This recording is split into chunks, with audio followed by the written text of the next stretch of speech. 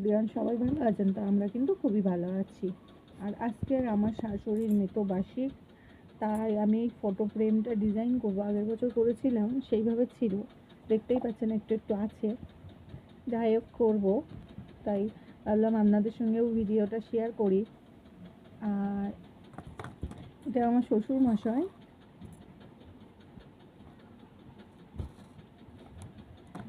আর এইটা আমার ঠাকুমা।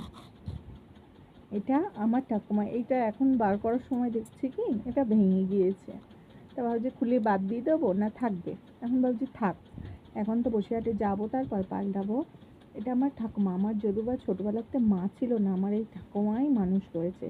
আমার বিয়ের পরেই আমার কিছুদিন পরে আমার ঠাকুমা মারা যায়। ভগবান কাকে কিসের জন্য পাঠায় কেউ জানে না, হয়তো আমাকে মানুষ করার জন্য আমার ঠাম্মাকে পাঠিয়েছিল। আমাকে যেই পর ঘরে করে দিল, তারপরেই মারা গেল। যাই হোক, পরদেশে চলে গেল আমাদের সঙ্গে দেখা না করে। যাকে যেখানে যাক, সবাই যেন ভালো থাকে। আপনারা সবাই কমেন্ট বক্সে দেবেন যে এই ভাতটা কাঁচ রাখা উচিত কি রাখা উচিত নয়। হ্যাঁ, আমি তো জানি না, আর আমার শেখানোর মতন কেউ নেই। আপনারা একটুখানি প্লিজ কমেন্ট বক্সে জানিয়ে দেবেন, ঠিক আছে? আমার শ্বশুর শাশুড়ির থেকে আমার ঠাম্মার কষ্টটা আমার বেশি মনে খুব ব্যথা লাগে। এই কারণে হয়তো সবাই বলবেন শ্বশুর শাশুড়ি, না, আমার শ্বশুর শাশুড়ির থেকে আমার ঠাম্মার সঙ্গে আমি অনেকটা জীবন ছিলাম।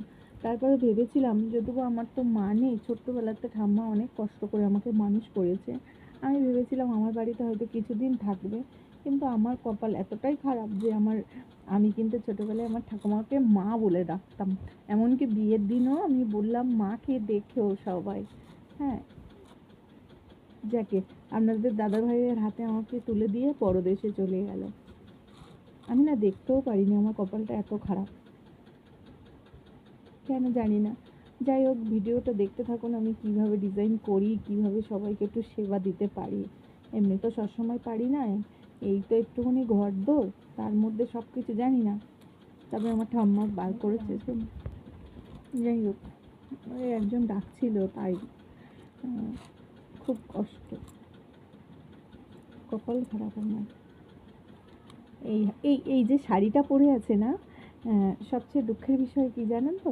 এই যে শাড়িটা আমার ঠাকুমা পরে আছে, এই শাড়িটা হঠাৎ আমার তখন ছোটো মেয়ে পেটে। হ্যাঁ, ছোটো মেয়ে পেটে। যাই হোক, আমাদের বিয়ের পরে একটা ভুল বোঝাবুঝির জন্য আমার বাপের বাড়ির সঙ্গে আমার সম্পর্কটা এখনও অবধি ঠিক করতে পারিনি।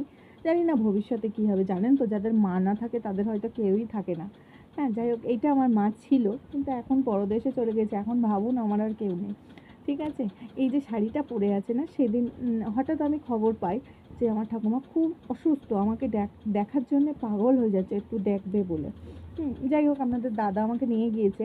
সেদিন আমি অনেক কিছু পদ রান্না করে নিয়ে গেছি, মাংস, মাছ, ডাল, আলু ভাজি, আমার ঠাম্মা যেগুলো ভালোবাসে, মিষ্টি, এর সঙ্গে এই শাড়িটা আর ব্লাউজ, সায়া সব নিয়ে গেছি। কিন্তু কপাল খারাপ, যখন মারা গেছিলো তখন আর দেখতে পাইনি। আমি দেখে, সবচেয়ে বড় জিনিস, দুঃখের বিষয়, আমি দেখে এসেছি বৃহস্পতিবার দিন, শনিবার দিন মারা গিয়েছে।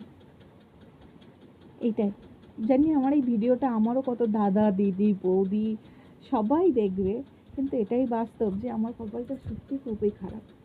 আজকে আমি তো জানি না আমার ঠাম্মা কী মাসে মারা গিয়েছে, বা কিছু হয়তো শুনলে জানতে পারবো, কিন্তু ওই আমার শাশুড়ি শ্বশুরের যেদিন মৃত্যুবার্ষিক পালন করি, সেদিন আমার ঠাকুমাকেও পালন করি, একটু জল মিষ্টি একটু মালা দিই। আর আজকে জানেন তো, সবচেয়ে দুঃখের বিষয়, আমি না মালা পাইনি। সবাই জানেন তো আজকে জন্মাষ্টমী। এই মালা নিয়ে এসে সরু যে চেন আছে না, চেন, পয়সার চিন্তা করছি না, পয়সা যা হয় হবে যাক, কিন্তু কোথাও চড় মালা ছিল না, সব মালা ছিল বিয়ের মালা। তো এই মালায় কি বিয়ের মালা দেওয়া যায় আপনারা বলেন? তাই আমি ওই সরু সরু চেন নিয়ে এসেছি। জানেন আমার কি কষ্ট আজকের হচ্ছিল। অন্যবার জন্মাষ্টমী পড়ে না, কিন্তু এইবার আবার জন্মাষ্টমী পড়েছে, ওর জন্য জানি না। যাই হোক, কবে কি করতে পারবো। ঠাকুমা, তুমি যেখানে থাকো অনেক ভালো থাকো, অনেক ভালো থাকো। আমার ঠাম্মার অনেকগুলো ছেলে মেয়ে, আর আমার শ্বশুরও, আমি শ্বশুর দিয়ে বলি, আমার শ্বশুর সবচেয়ে আমার মানে শ্বশুরবাড়ির মধ্যে সবচেয়ে কাছের মানুষ ছিল, জানি না কেন, শ্বশুরমশাই। সত্যি তাই, যতদিন আমার শ্বশুর আমার যখন বড় মেয়ে পেটে, আমার শ্বশুর আমাকে বলছে যে ছোটো মা জানো আমার না খুব শখ আমাদের বাড়িতে একটা মেয়ে হোক। আর পিছনের কথা বলছি না, কিন্তু আমি আমার দিয়েই বলছি। আমার শ্বশুর এইগুলো বলেছিল। হ্যাঁ, আমার শ্বশুর আমাকে খুব ভালোবাসতো। আর শাশুড়ি, তাকেও আর খারাপ বলবো কেন? জানেন তো, মানুষের মাথা খারাপ করার জন্য দুই একজন তৈরি হয়। হ্যাঁ, আমার শাশুড়ির মাথাটা তো সবাই মিলে খেয়ে নিয়েছিল, যার জন্যে আমি অপছন্দের বৌমা হয়েছিলাম। যাই হোক, আমি কিছু দিলেও খারাপ ছিলাম, না দিলেও খারাপ ছিলাম, আমি খুবই খারাপ ছিলাম, তার জন্যে না। কিন্তু এখন জানি না, বলে ভগবান যার বিচার সে করবে, ঠিক আছে। আমার যেটুকুনি সামর্থ্য, যেটুকুনি দরকার, যেটুকুনি প্রয়োজন, আমি সেটুকুনি করেছি, আর কোনো কষ্টও নেই। যাকগে, তিনজনকেই বলবো, তোমরা যেখানেই যাও, তোমরা গুরুজন আমাদেরকে ভালো রেখো, সবাইকে ভালো রেখো, এমনকি তোমরাও ভালো থেকো, শান্তিতে থেকো। আর আমার শাশুড়ি না খুব কষ্ট কষ্ট কষ্ট কষ্ট, জীবনে যেমন কষ্ট ছিল, তেমন অভাব ছিল, তেমনি 3টে ছেলে নিয়ে নাজাল হয়ে যেত। হ্যাঁ, এখন ভাবি অনেক কষ্ট। আর তার মধ্যে তো আমি আসার পরে না, আমরা 3 বউ, তার মধ্যে প্রথমে আমিই খুব ভালো ছিলাম, তারপরে আমি খারাপ হলাম, তারপর আরেকজন খারাপ হয়ে গেল, তারপর আরেকজন ভালো হলো, আরেকজন, যাকে তার মধ্যে একজনাই মেন, সে পুরো মাথাটাকে খেয়ে নিয়েছিল। এমন আমি দেখাশুনো সব করেছি, কিন্তু যাকে আমি আর কিছু বলবো না। শাশুড়ি বলতো যে যে যে রয় সে সয়, ঠিক আছে।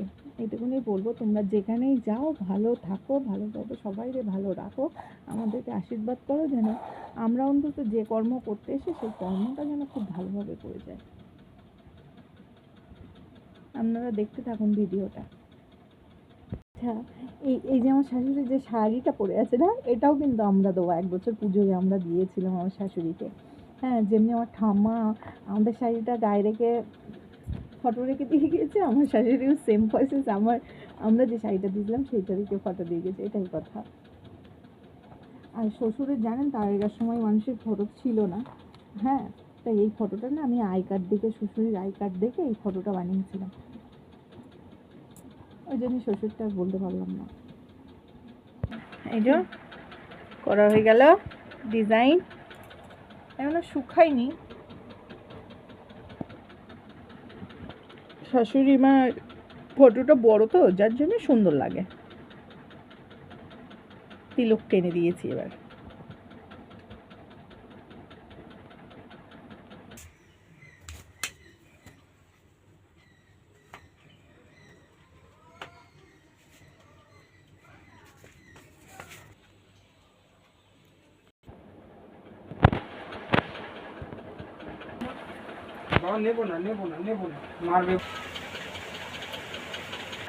ভিডিওটা ভালো লাগলে লাইক, কমেন্ট, শেয়ার, চ্যানেলটাকে সাবস্ক্রাইব করবেন।